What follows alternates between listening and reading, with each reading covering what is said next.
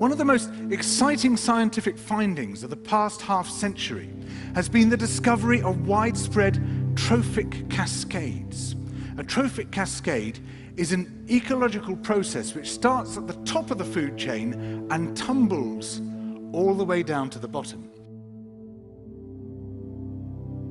We all know that whales eat fish and krill, and some people, certain politicians in Japan for instance, have argued that killing whales is good for human beings, as it boosts the food available for us to eat.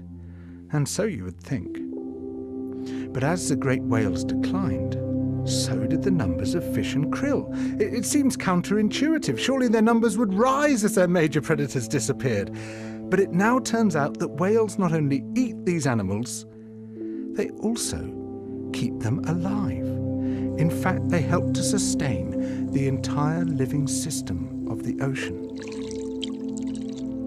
Whales feed at depth in waters that are often pitch dark, and then they return to the surface, to the photic zone, where there's enough light for photosynthesis to happen. There they release what biologists call fecal plumes, vast outpourings of poo, poonamis.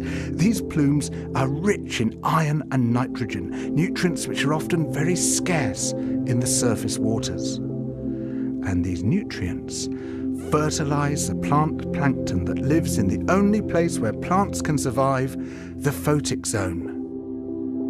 Fertilizing the surface waters isn't the only thing the whales do. By plunging up and down through the water column, they also keep kicking the plankton back up into the photic zone, giving it more time to reproduce before it sinks into the abyss.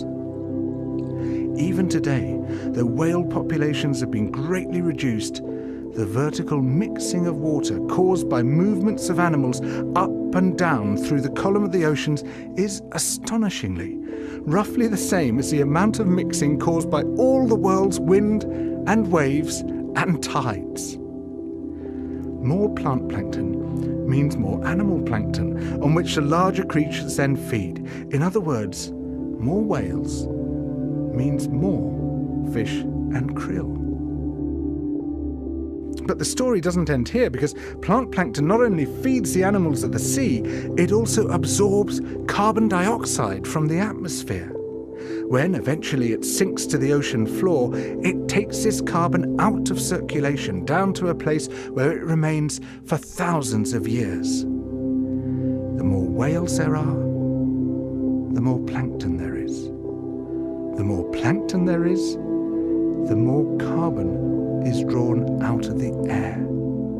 When whales were at their historical populations, before great numbers of them were killed, it seems that they might have been responsible for removing tens of millions of tons of carbon from the atmosphere every year.